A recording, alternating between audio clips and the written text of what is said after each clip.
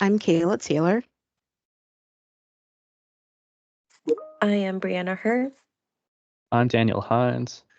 I'm Chris Pacina. And today we're going to be talking to you about the Crystal Project Management.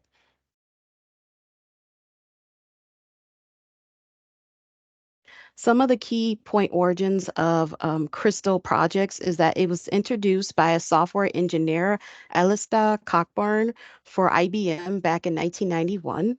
It was developed as a response for the need for flexible, adaptive approach for software development. And Crystal Projects prioritizes human-centric values and team dynamics. And then the main user of this methodology is a software development industry. And this is because this methodology involves constant team communication, product testing, and modification and delivery. This method works best with software development teams that are small. And then IBM utilized this methodology when creating its Orange platform, which helped companies monitor security standards and compliance for all their devices, such as laptops, servers, computers, and cell phones. Some rituals, artifacts, and tools in Crystal methodology for the rituals, stand up meetings, daily gatherings for progress updates, fostering collaboration and accountability, retrospectives, regular reflections on processes to encourage learning and workflow optimization, demo sessions, presentations of completed work to stakeholders for feedback and validation.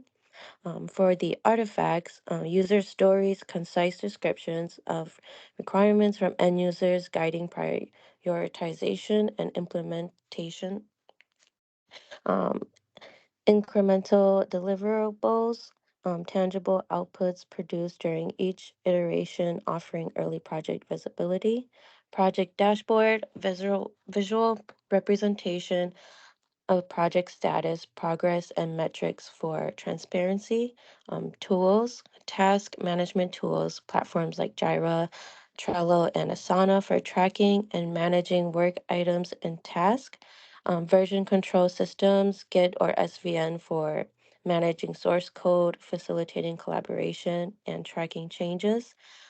Automated testing tools, tools like JUnit, Selenium, or Cucumber for automating tests and ensuring software quality.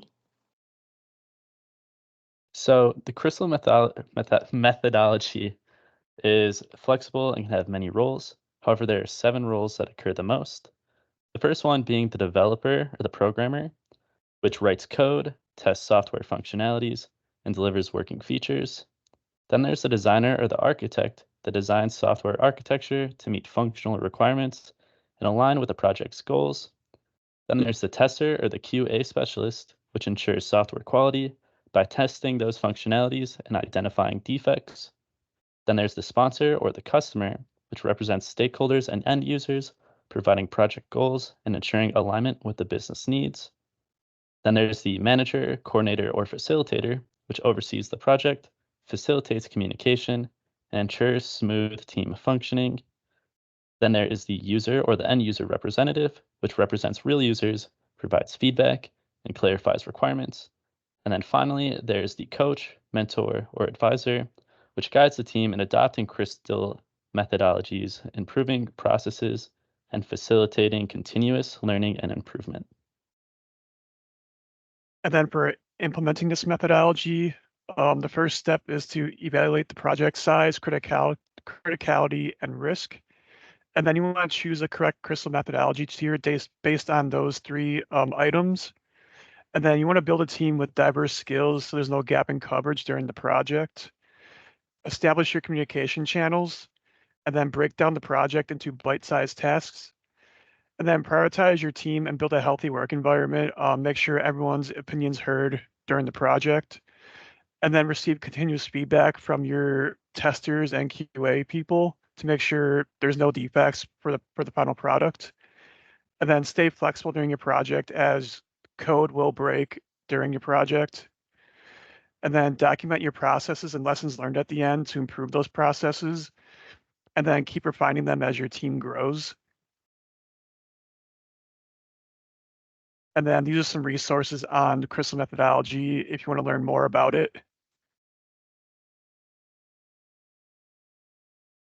Now, some of the key terms, vocabulary for crystal management is the actual definition of crystal management, the family of agile methodologies developed by Alistair Cockburn, emphasizing adaptability, collaboration, and transparency to software development.